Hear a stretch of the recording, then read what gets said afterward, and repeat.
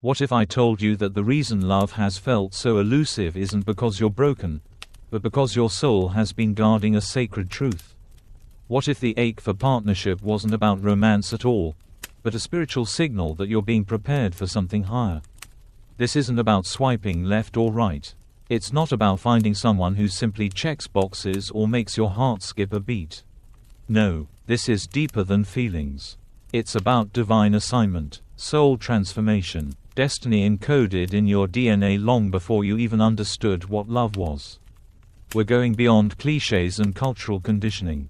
We're entering the realm where psychology meets prophecy, where Jungian analysis collides with sacred scripture, and where your heart's deepest longing finally finds its echo. Because this isn't just about marriage.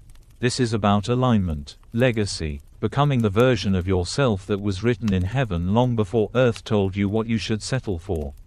So, if you've ever felt like you've been waiting for something your soul couldn't name, if you've questioned why every relationship felt like a lesson more than a home, if you've been asking God, when, while secretly wondering if it's ever coming, this message isn't just for your ears. It's for your spirit. Let's begin. Chapter 1. The Sacred Blueprint. Before there were wedding ceremonies, rings, or even languages to describe love, there was design, not architectural design, but soul design, a divine blueprint etched into our being. Genesis chapter 2 verse 18 says, "It is not good for man to be alone." We've heard that verse so many times that we often miss its radical significance. It wasn't a command to get married. It was an acknowledgement of the human soul's divine need for reflection, for another who doesn't just accompany your path but amplifies your becoming. Carl Jung believed that the soul speaks in symbols, and perhaps the first sacred symbol was marriage, not the institution, but the union of polarities, the masculine and feminine, logic and feeling, light and shadow, not two halves making a whole, but two wholes dancing into something transcendent. The desire for connection is not a cultural invention. It's primordial. When you feel that ache in your chest, the one that longs for someone who just understands without explanation, it's not emotional weakness. It's sacred memory. You've been here before, not in this life, maybe, but in soul, in spirit. You're remembering a harmony your nervous system has never experienced in this life, but still recognizes. It's why you don't just crave company. You crave clarity, resonance, someone who doesn't just touch your body, but holds your becoming. Jung wrote of archetypes, the collective patterns that live inside all of us. The lover, the sage, the warrior, but marriage isn't about fitting these archetypes into a fairy tale. It's about letting the friction between them sculpt you into someone deeper, someone more whole. Because marriage, when divinely aligned, isn't the prize at the end of your journey. It's the forge in which your highest self is revealed. This is the sacred blueprint. You don't find love. You become love. And in that becoming, you no longer attract what's available. You attract what's aligned. Chapter 2. When the unconscious speaks. Heaven listens. Have you ever met someone and instantly felt like you've known him forever?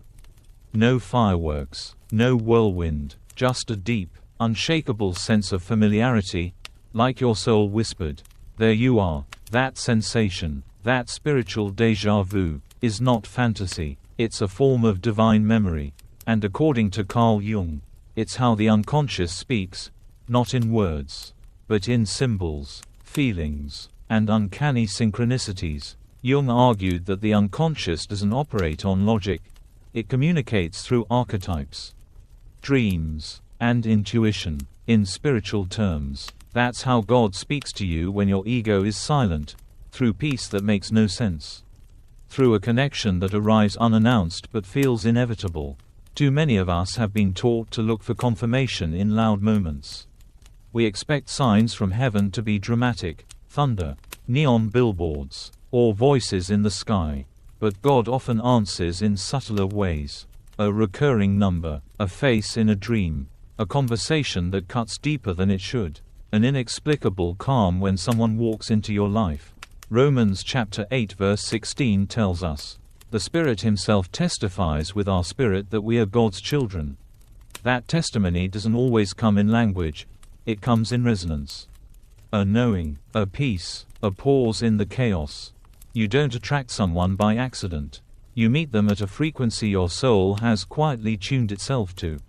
So when you feel that magnetic pull toward someone, when your spirit leans in and your anxiety fades, don't dismiss it. That's your soul nodding before your mind can catch up. It's how heaven confirms alignment, through the unconscious. This is why love doesn't always show up when you're most desperate for it. It often arrives when you've stopped grasping and started listening. When your soul begins to whisper, "Now I'm ready," not because everything is perfect, but because you finally trust the silence more than your fear. Divine unions rarely come through effort. They come through awareness. Awareness of your patterns. Awareness of your healing. Awareness of the quiet signs that were always there, waiting to be noticed. Because the ones meant for you don't bring noise. They bring clarity. And clarity doesn't scream. It simply stands still, waits for your recognition, and says, "You've been prepared for this." Real life example. Consider Eva, a woman who had sworn off relationships after years of heartbreak. She wasn't praying for love anymore, she was praying for peace. And just as she was beginning to find comfort in solitude, she met Daniel. There was no spark, no whirlwind, just quiet. They shared coffee, stories, silences that didn't feel awkward, and it was in that stillness that she realized, this wasn't chemistry. It was confirmation. Years later, Eva would describe it like this: "It felt like returning to a house I didn't know I had built in a dream." He didn't knock on the door. He already had the key. That's divine recognition. You don't force it, you remember it. Spiritual insight. When Jung said, "We meet ourselves time and again in 1,000 disguises," he meant that the people we're drawn to often reflect something unspoken in us. A longing, a buried truth, a memory too deep for words. So if you're meeting people and wondering why certain souls stir something ancient in you, don't ignore that. God doesn't shout in these moments. He nudges. And if you've been asking for a sign, this might be it. Chapter 3. The wait is not punishment, it's refinement. Silence is uncomfortable, especially when your prayers are met with echoes instead of answers. You whisper to heaven, hoping to hear something back. Anything, a sign, a word, a feeling, and nothing comes. At least, nothing that sounds like what you expected. But here's the truth almost no one tells you. Silence is not the absence of God. It's the presence of His deeper work. Because what you call delay, God calls design. What feels like being overlooked is actually being overhauled. Quietly, thoroughly, deep in the unseen places of your character. Your emotional maturity, your spiritual awareness. Why? Because marriage isn't the destination. It's the initiation. Divine preparation requires sacred isolation. When we think about love, we often picture arrival, someone showing up at the right moment with the right words and the right timing. But spiritual unions don't happen in a vacuum. They require capacity, and capacity is only built in the quiet. This isn't a waiting room. It's a construction site. While you're asking, when will they come? God is asking, will you be able to hold what I send you? The love you're being prepared for isn't ordinary. It's not a surface-level romance that thrives on attention and fades in adversity. It's a soul-shaping, ego-breaking, heart-opening kind of love, the kind that confronts your shadows, not just your preferences. So of course the preparation feels uncomfortable. You're not just being delayed, you're being developed. Real life story. Isaiah, a 32-year-old music producer, had everything going for him: career, status, even the admiration of women. But relationships, they always fell apart, not because he was a bad person, but because he kept showing up fragmented, still driven by unresolved childhood wounds, still seeking validation instead of connection.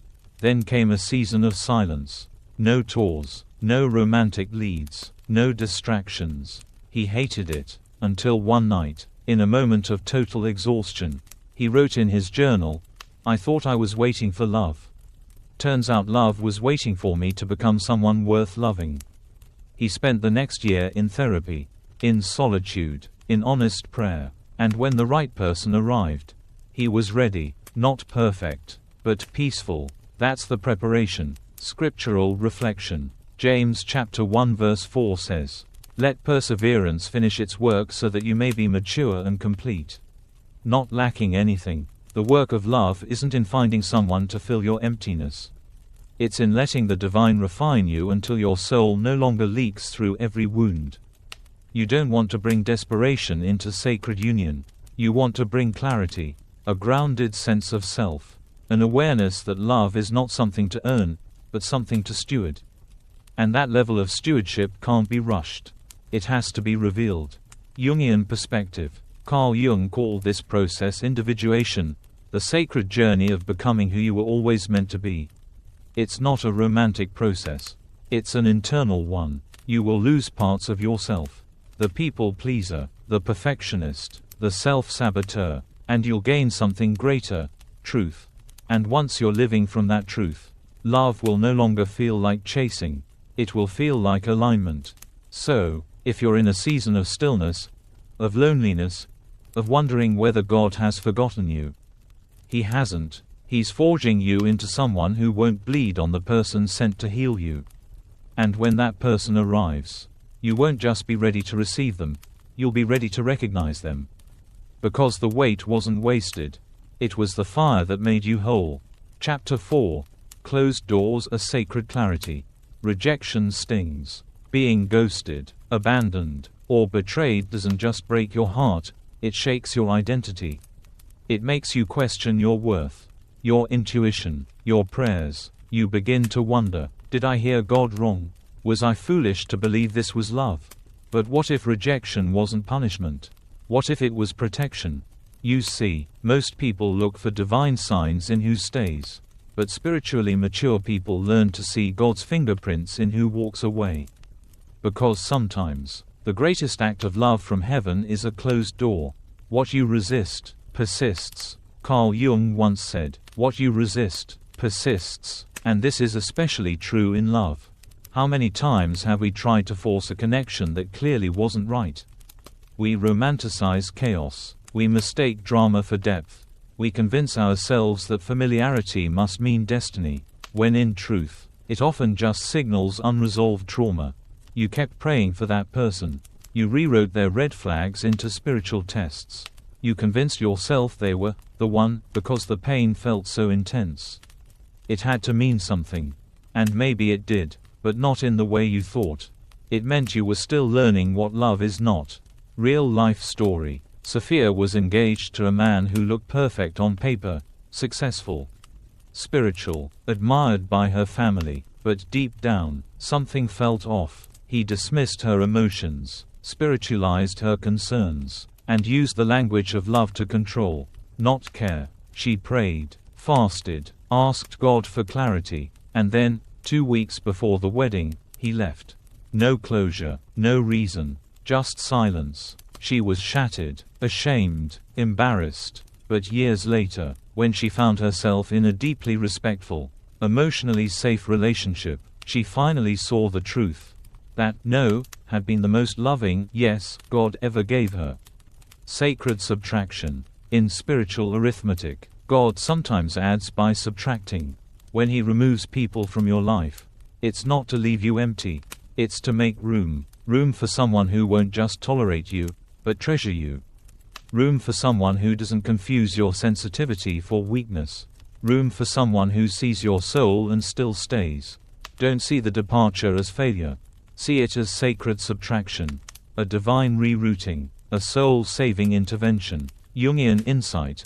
Familiarity is not faithfulness. Jung warned us about the unconscious draw to familiar pain. We often seek partners who reflect wounds we haven't healed, mistaking their presence as fate, when in reality, it's just unfinished business from our childhood. So when someone leaves, especially someone you clung to, it may be the divine helping you finally break a cycle. Not a heart. What feels like abandonment is often alignment. What feels like rejection is often rescue. Reflection. That person who breadcrumbed your worth. That connection that gave you whiplash between hope and heartbreak. That almost relationship you clung to like a lifeline.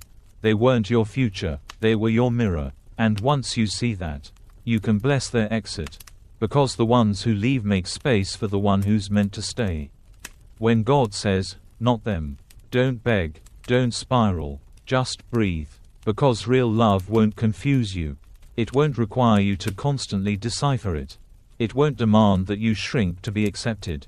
It will come with peace, with clarity, with confirmation so gentle that your nervous system will exhale for the first time in years. And until then, honor the no, because it's not a dead end. It's divine redirection. Chapter 5. The real test isn't attraction, it's alignment. It's easy to fall for a vibe. The way someone looks at you, the way they talk, the way your heart races when their name lights up your phone. We've all been there, mistaking chemistry for connection, mistaking butterflies for divine confirmation. But here's the uncomfortable truth. Attraction is not alignment. Affection can be instant, but alignment, that's sacred, that's rare, that's tested. And when God sends someone into your life, He doesn't just ask, do they make you feel good? He asks, do they make you become better? What does alignment look like? Carl Jung once said that divine union happens when two individuated souls who have faced their shadows, integrated their broken parts, and reclaimed their authenticity, choose to co-create. Not from desperation, not from dysfunction, but from clarity. In this type of union, you don't look for someone to complete you. You look for someone who aligns with your calling. You don't ask, do they love me? You ask, can we build together? This is where real love begins. Not in infatuation, but in intention. Surface love versus purpose partnership. Surface love is easy. It thrives on the honeymoon phase, on validation, on emotional highs. But when storms come, and they always do, surface love shatters. Purpose partnership is different. It doesn't avoid conflict. It grows through it. It doesn't run from pain. It holds space for it. It doesn't mirror your trauma. It mirrors your truth. A divine partner will not always agree with you, but they will always align with your soul's highest direction. Real life story. Jared and Elise were dating long distance.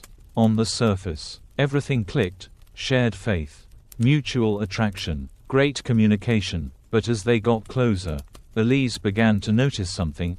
Whenever she brought up her dreams, writing, travel, starting a non-profit, Jared would downplay them. Not harshly, but subtly. A change of subject, a joke, a redirect. It took her months to recognize that it wasn't resistance, it was misalignment. And so, with tears, she let go. 2 years later, she met someone who didn't just tolerate her calling, but amplified it. Who sat down and helped her write a grant proposal for her nonprofit. Who prayed with her before her TEDx talk. That's the difference. Not affection, alignment, spiritual check-in. Ask yourself, do they support my purpose or silence it? Do they sharpen my focus or scatter it? Do they elevate my peace or drain it? Because God doesn't just send you lovers. He sends builders. People who carry not only your hand but your calling. People who don't just stand beside your dreams, but fight for them. People who don't compete with your light, but expand it. This is divine design. It's not just about how they make you feel. It's about who you become because of them. Jung's wisdom. Carl Jung warned that codependency often masquerades as love. If you need someone to feel whole, you're not in alignment, you're in survival mode. But when two healed people meet, they don't clutch, they collaborate, they don't complete each other, they complement one another's journey. And in that rare union, the mission becomes bigger than the emotion. So the next time you feel swept off your feet, pause. Don't just ask, am I excited? Ask, am I expanding? Because divine relationships don't just touch your heart. They ignite your legacy. Chapter 6. You don't attract what you want, you attract what you are. Some people chase love. Some beg for it. Some strategize, manifest, pray, cry, and spiral wondering why it hasn't arrived yet. But the soul doesn't chase. It waits, and it prepares. Carl Jung believed that your unconscious is always working to balance and complete you, not by sending what's convenient, but by drawing in what is essential to your growth. So the real question isn't, why hasn't my person arrived? It's, who do I need to become so that I can actually receive them? Because divine love doesn't respond to longing. It responds to readiness. Heartbreak was never the end, it was the excavation. You may not realize this yet, but every breakup, betrayal, and ghosting wasn't just pain. It was precision. Each moment that shattered your expectations was actually shaping your soul. It was never about losing the wrong person. It was about locating the right version of you. Think of the heartbreaks that cracked your identity wide open. The people who left just when you needed them to stay. The rejections that felt like death at the time, but were actually rebirths in disguise. That pain wasn't destroying you. It was removing the illusions you built to survive. The illusion that love needs to be earned. The illusion that your worth is negotiable. The illusion that attention equals intention. And when those illusions fall, you begin to see clearly. You weren't being punished. You were being positioned. Real life story. Malik had just ended a 5-year relationship that he swore was the one. On the outside, it looked ideal, family approval, business plans, even engagement rings were discussed. But inside, it was toxic. He was constantly walking on eggshells, shrinking to avoid conflict, apologizing for his boundaries. The breakup felt brutal, but for the first time, Malik turned inward. He didn't jump into another relationship. He got a coach, started journaling, spent months in solitude learning the patterns he'd normalized as love. 3 years later, he met someone, calm, kind, consistent, and when they spoke, it wasn't intense, it was inevitable.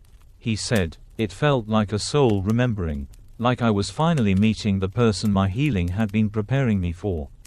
Jungian reflection, transformation before union. Jung said, "The meeting of two personalities is like the contact of two chemical substances. If there is any reaction, both are transformed. This is why God doesn't rush the connection. Because when that sacred person arrives, it won't be a transaction, it will be transformation. Your energy will shift, your decisions will sharpen, your past will suddenly make sense. Why? Because you stopped asking for rescue and started cultivating resonance." Spiritual shift. When your soul is ready, you no longer chase timelines. You trust divine timing. You no longer beg for crumbs. You hold out for covenant. You no longer fear solitude. You embrace it as soil. Because the soul doesn't attract what's ideal. It attracts what it's in alignment with. And if you're not there yet, that's okay. It just means your becoming isn't finished. You are not behind, you're in process. One of the greatest lies is that love is a race. That you're somehow falling behind because everyone else has found someone. But spiritual partnership isn't late. It's calibrated. When it arrives, it doesn't just make your heart beat faster. It makes your soul sit down and whisper, "This is what I've been waiting for."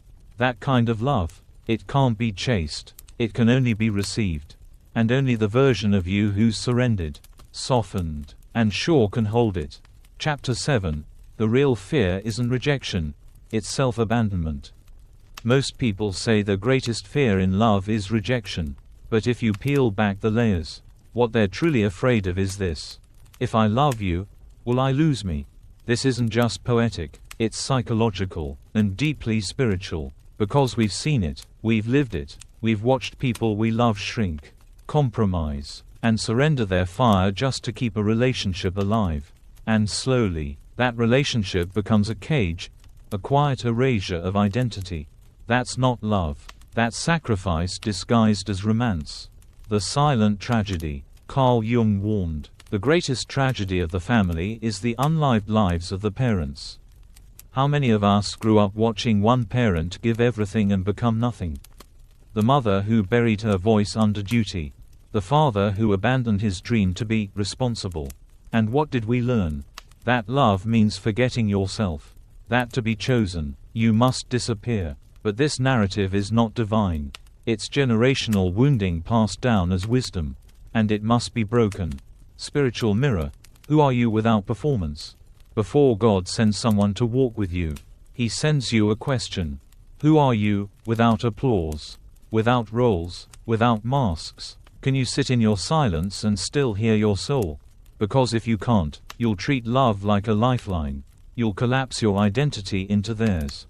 You'll start measuring your value by their affection. And slowly, you won't recognize your own reflection. True love doesn't ask for disappearance. It asks for presence. Real life story. Alina was a high achiever, valedictorian, Ivy League grad, fast-track career woman. But every relationship made her smaller.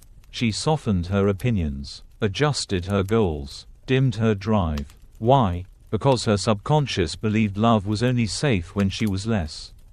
It wasn't until she spent a year completely alone, no dates, no distractions, just journaling, healing, and learning her own rhythm, that she realized something. She wasn't hard to love. She had just never loved herself enough to stop performing. When she met someone new, she didn't show up with a curated persona. She showed up as herself. And for the first time, that was enough. Jungian insight: the ego clings. The soul expands. Jung taught that our ego will always seek control, especially in love. It fears vulnerability. It mistrusts surrender. But your soul isn't afraid to be seen. It's afraid of being erased.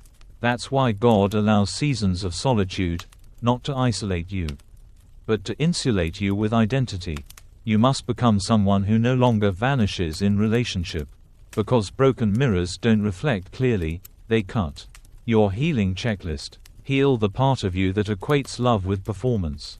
Heal the belief that silence equals safety. Heal the pattern of shrinking to avoid abandonment. Because the right person won't ask you to dim down. They'll ask you to rise up. They won't demand sacrifice. They'll celebrate sovereignty. They won't say, change for me. They'll say, grow with me. And that difference changes everything. So before you ask for the one, ask yourself, have I become someone who can stand in love, without disappearing in it? If not, the work is not to find them. It's to find you. Because divine love can't pour into someone still leaking worth. It can only arrive when your soul is whole enough to say, I don't need to lose myself to love you. And I don't need to lose you to love myself. Chapter 8. Pain doesn't always mean you're broken, it means you're becoming. You want to know the wildest part of love? The people who awaken your deepest feelings will also surface your oldest wounds. Not because they're toxic, but because they're a mirror. A sacred one. See, we often think healing means finding someone who won't trigger us. But in truth, healing is about learning how to respond to the trigger, not run from it. Carl Jung famously said, everything that irritates us about others can lead us to an understanding of ourselves. That annoying habit, that argument that reopens your abandonment wound, that ache when they're slow to text back. It's not just a relational issue. It's a revelation. Your triggers are not interruptions to love. They are the curriculum of love.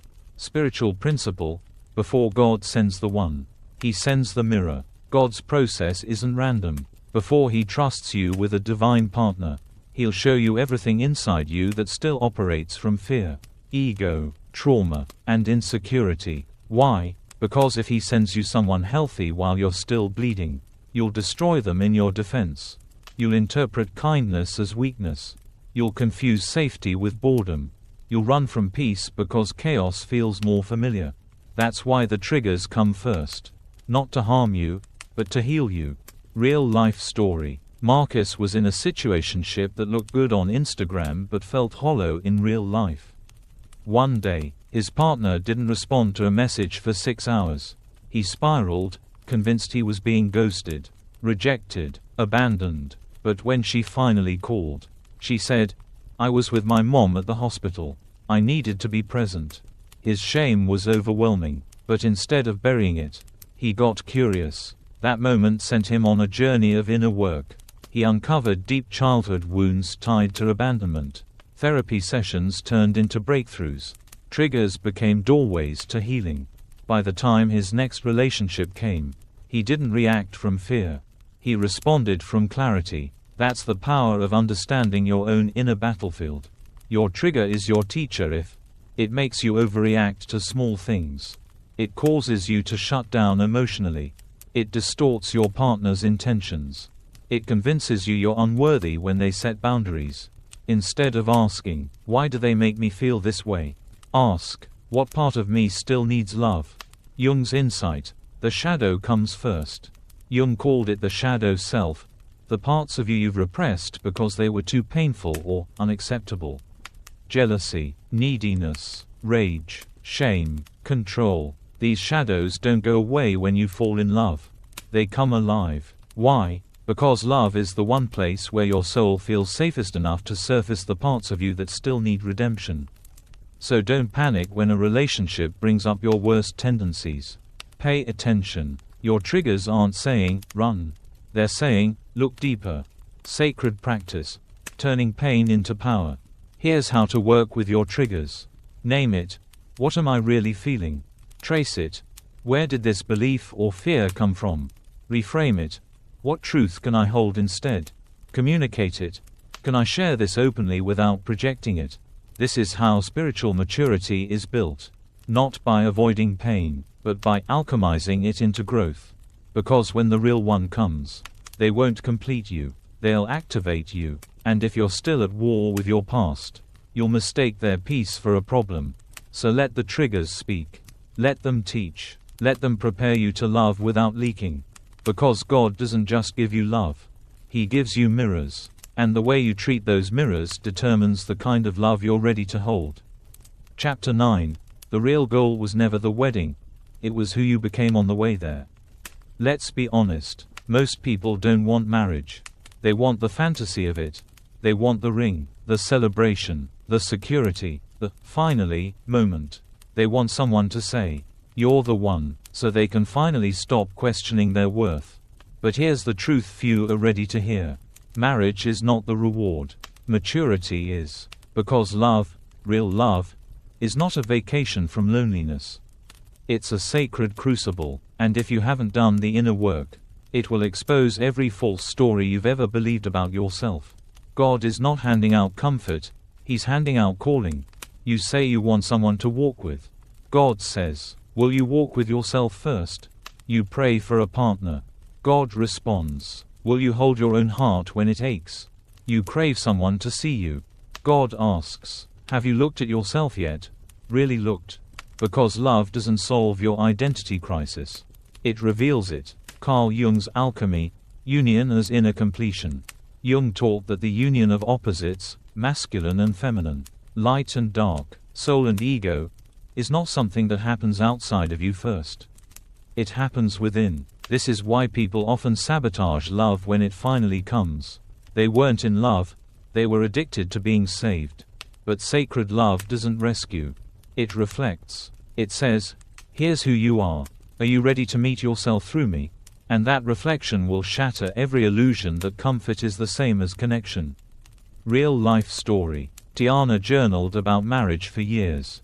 Vision boards, prayers, relationship goals. But every partnership she entered kept crumbling. Not because they were all bad men, but because she was still entering love from lack. Not from wholeness. It wasn't until a breakup shattered her enough to stop chasing that she realized. I wasn't actually ready for love. I was hoping it would rescue me from myself. She started therapy, deleted the apps, focused on becoming someone who didn't need a relationship to feel radiant. 1 year later, she met someone, quietly, unexpectedly, and this time, she didn't show up as a question mark. She showed up as an answer. Spiritual truth. Marriage is the mirror, not the milestone. God will not elevate you into union just because you're tired of waiting. He'll elevate you into it when you're strong enough to withstand its reflection. Because here's the secret no one puts on wedding invitations. Marriage doesn't heal your insecurities. It amplifies them. It doesn't complete you. It confronts you. And if you're not rooted in who you are, if your love still comes from proving, performing, or pleasing, it will feel like pressure instead of partnership. Checklist. Are you ready for the transformation of love? Can you receive criticism without collapsing into shame? Can you stay emotionally regulated when you're misunderstood? Can you love without losing your individuality? Can you fight without cruelty and forgive without ego? These are not just relationship skills. They are soul muscles. And if they haven't been developed, Love will feel more like war than home. Jungian wisdom. The inner marriage comes first. Only when the masculine in you stops controlling, and the feminine in you stops fearing.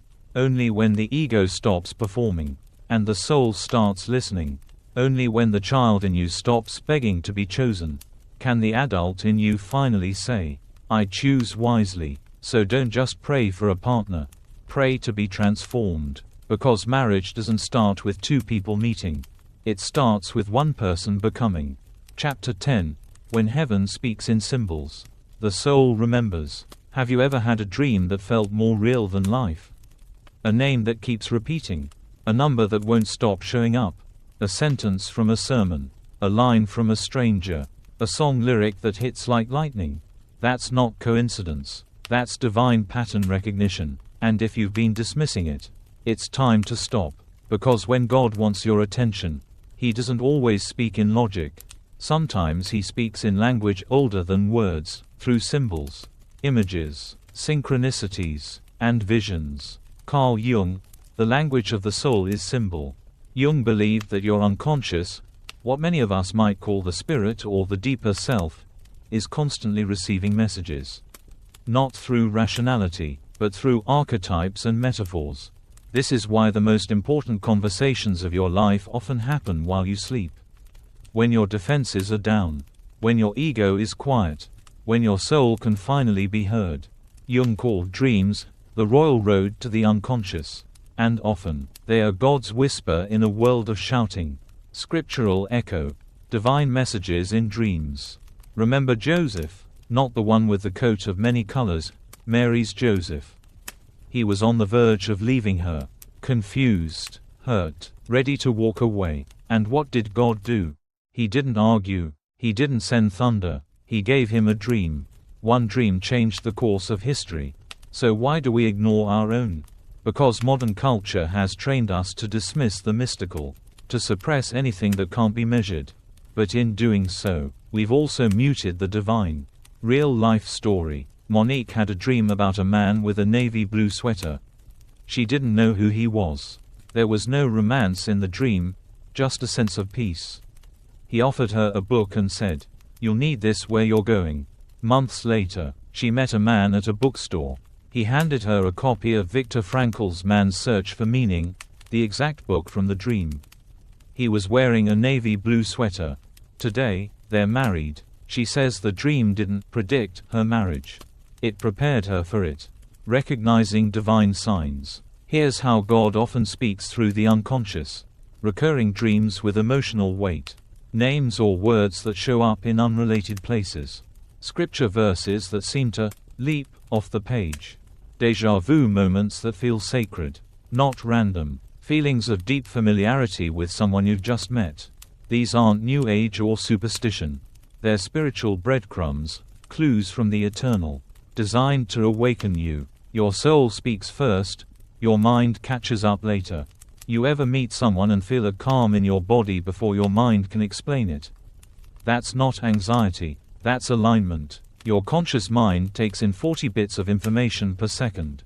Your unconscious, 11 million. So when your soul feels drawn to something that doesn't make sense, don't rush to dismiss it. Honor it. Ask, what are you trying to show me? Carl Jung's key quote, who looks outside? Dreams. Who looks inside? Awakens. That dream you keep having. It may not be literal, but it is instructional. That repeating symbol. It may not be magical, but it is intentional. Heaven is not silent. It's subtle. And the more you tune into the frequency of the divine, the more you'll notice the signs were there all along. Sacred invitation. Pay attention. Write down the dream. Note the feeling. Honor the synchronicity. Because what seems random today may be confirmation tomorrow. And sometimes, the first sign that your person is coming isn't a match on a dating app. It's a symbol in a dream that prepares your heart to recognize what your mind can't yet explain. Chapter 11. Until you face the parts you hide. You're not ready for the one who sees. Before the vows. Before the "I do." Before the photos. The rings. The honeymoon. There's the mirror. And it doesn't show your good side. It shows your shadow. Your pride. Your panic. your perfectionism, your pain. Because divine union is not built on attraction. It's built on integration, and you cannot merge with someone else until you stop running from yourself. Jung's warning. Until you make the unconscious conscious, it will direct your life and you will call it fate. This is the root of so many failed relationships. People aren't falling out of love. They're falling into their unhealed patterns, and blaming each other for the pain those patterns surface. Jung taught that the unconscious doesn't stay buried. It leaks, and until you drag it into the light, it will sabotage every relationship you enter. Not because you're unworthy of love, but because the parts of you that don't know how to receive it are still driving. Spiritual preparation. You can't skip the mirror. God will not elevate you into sacred partnership while you're still clinging to performance. He will not allow you to pretend your way into a love that's supposed to transform you. So he brings the mirror. A difficult conversation that triggers childhood wounds. A season of silence that reveals your codependency. A breakup that exposes your idolization of romantic validation.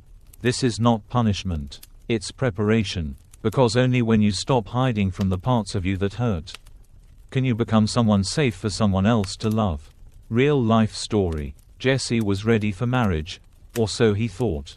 He was kind, generous, spiritually grounded, but every time conflict arose, he shut down, not with anger, but with silence. In therapy, he discovered that as a child, silence was how he stayed safe.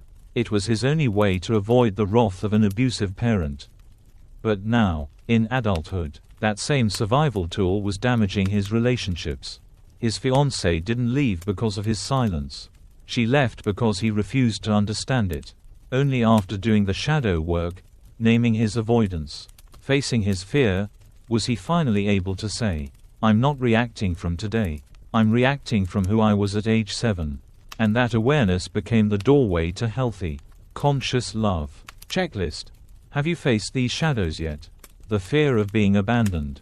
The compulsion to control. The need to be liked at all costs.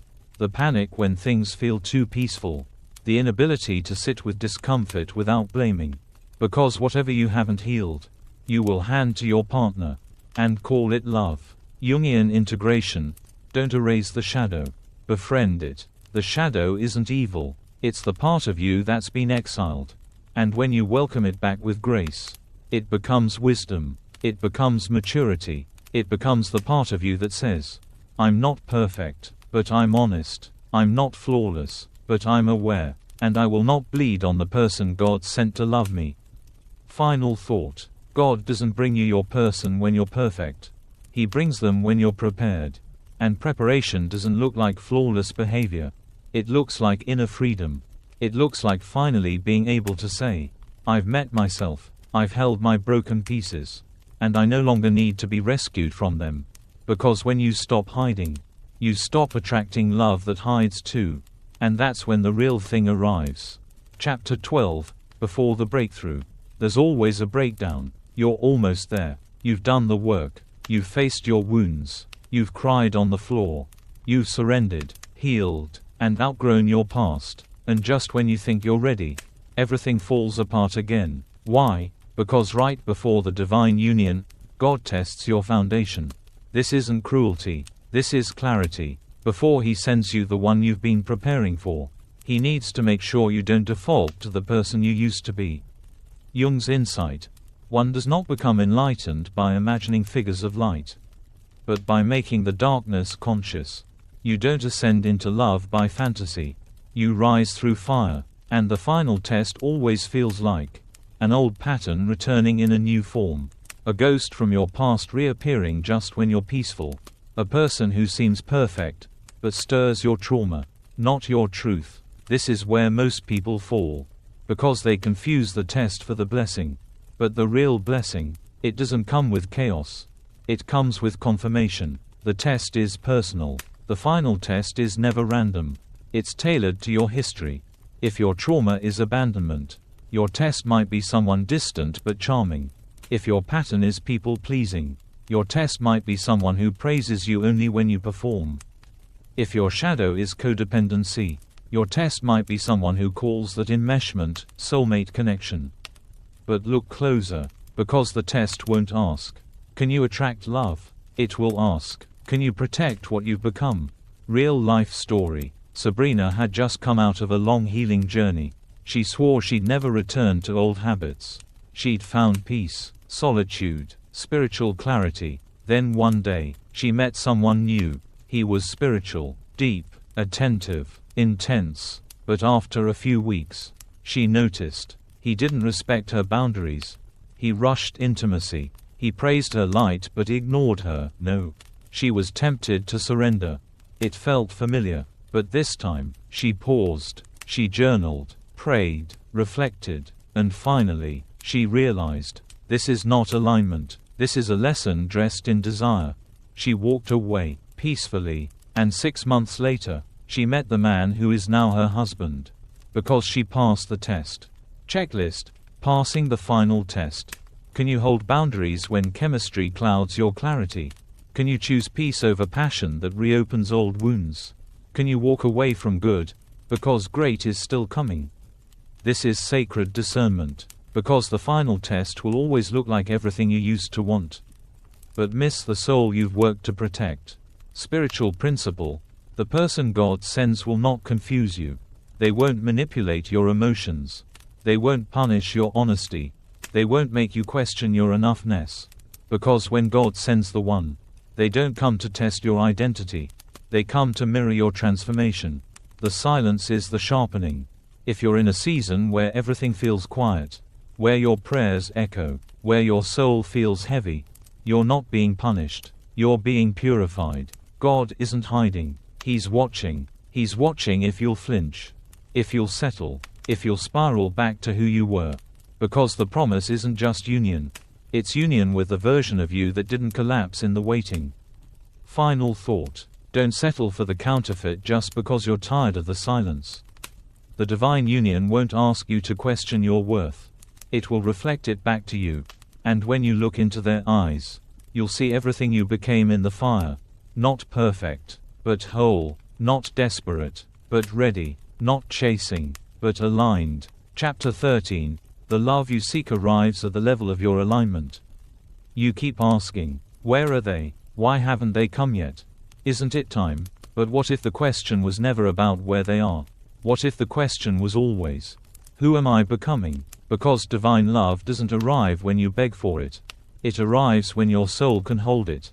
Carl Jung said, your vision will become clear only when you look into your heart. Who looks outside, dreams. Who looks inside, awakens. And in love, awakening is everything. This isn't a search, it's a frequency. The love you want isn't hiding. It's vibrating at a level of emotional maturity, spiritual self-awareness, and inner peace that you may not have fully reached yet.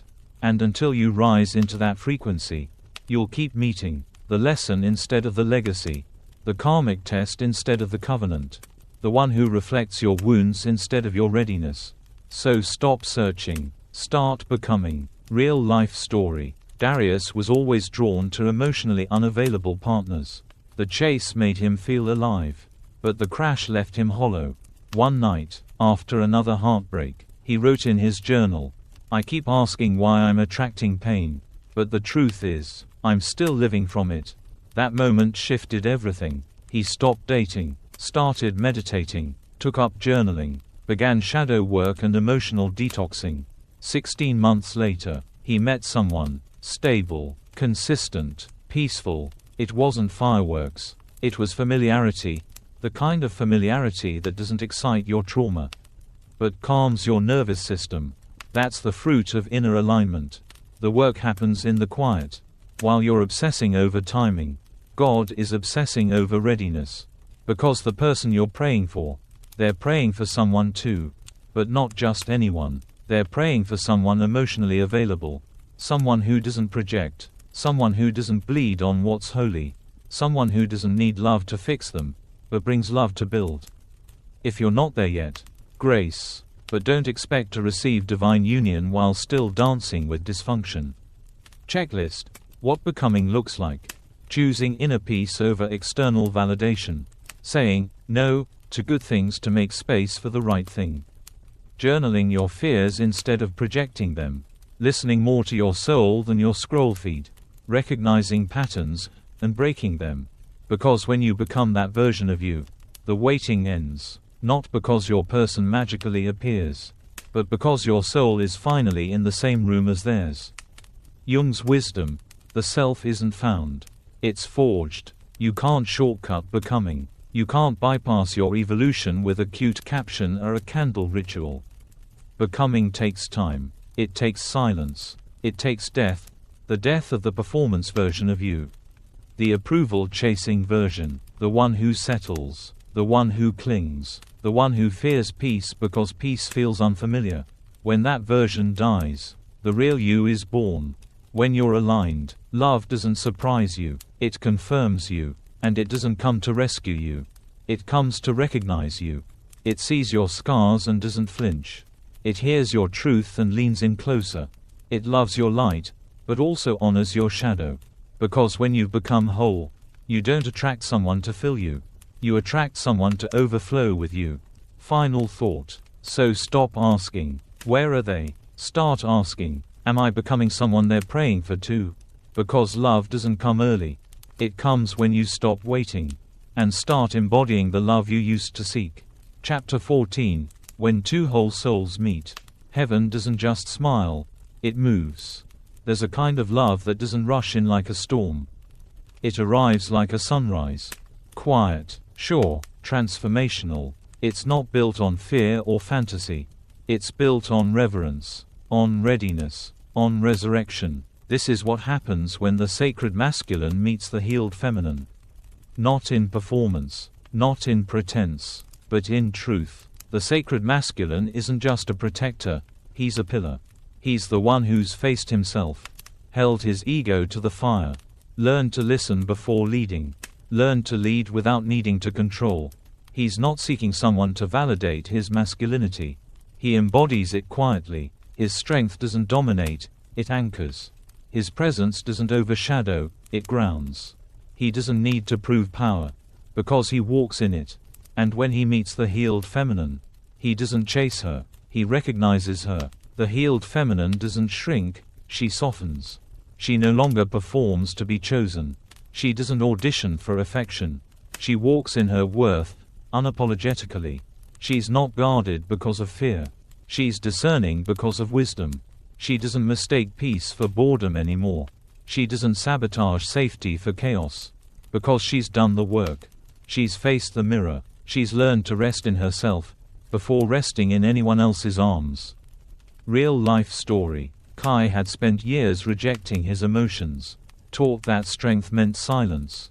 He suppressed his softness. Meanwhile, Mira had spent her life overcompensating, hustling for love, proving her worth, fearing dependence. They met at a retreat neither of them planned to attend. What began as a friendship evolved into a recognition. Not a spark, but a summons. Their first conversation wasn't about flirting. It was about fear. They didn't fall in love fast.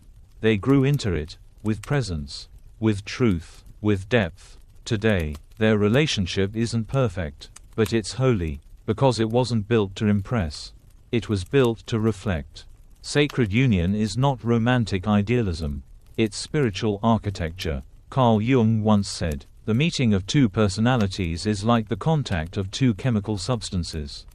If there is any reaction, both are transformed." This is that kind of love. A love that doesn't fix you. It refines you. A love that doesn't compete. It completes the mission. A love that doesn't need you to become someone else. It calls forth who you've always been. Divine polarity in action. He protects, not to control, but to create space for her truth. She receives, not to be dependent, but to deepen their resonance. He leads, not by force, but by inner authority. She surrenders, not from weakness, but from intuitive wisdom. This is how heaven moves through two people, not in dominance and submission, but in partnership and purpose. Checklist. Signs of sacred union.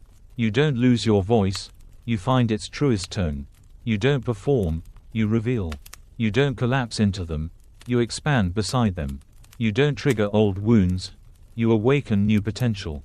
Because in this space, you're not hiding anymore, You're seen. You're not controlling anymore. You're collaborating. And the dance between sacred masculine and healed feminine becomes a temple, not a test. Final thought. You won't have to beg for this kind of love. You won't have to fight for its attention. It will show up when both of you have risen. Risen out of ego, out of survival, out of fear, and into freedom. Because when the sacred masculine sees her, he doesn't flinch at her fire. He tends it. And when the healed feminine sees him, she doesn't question his depth. She rests in it. That's not romance. That's resurrection. Chapter 15. The old you wasn't ready. The new you is. You've loved before. You've tried. You've hoped. You've bent. You've bled. You've prayed. And it didn't work. Not once. Maybe not twice. Maybe over and over again. You thought it was because you were unlovable.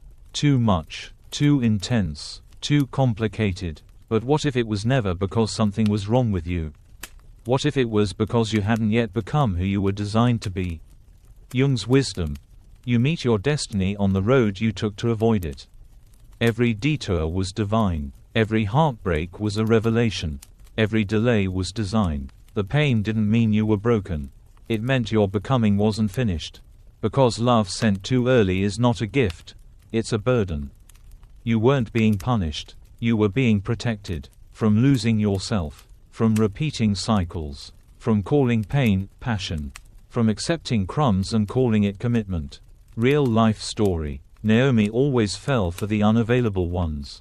The emotionally distant. The charming but inconsistent. The men who said all the right things, but never showed up with actions.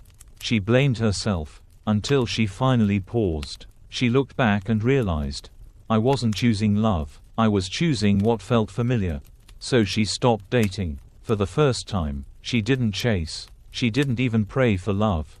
She prayed for clarity. And what showed up wasn't just a partner. It was a man who didn't flinch at her boundaries. Who didn't disappear when she spoke her truth. Who didn't try to fix her. Because she had already done the work to fix what wasn't hers to carry anymore. That's why it works now. Not because he was better, but because she was. Why it never worked before. You were still performing. You were still projecting. You were still people-pleasing. You were still calling trauma a soul tie. You were still afraid of being alone. So you mistook attention for intention. But now, you've learned. You've let go. You've chosen solitude over scraps. You've chosen silence over settling.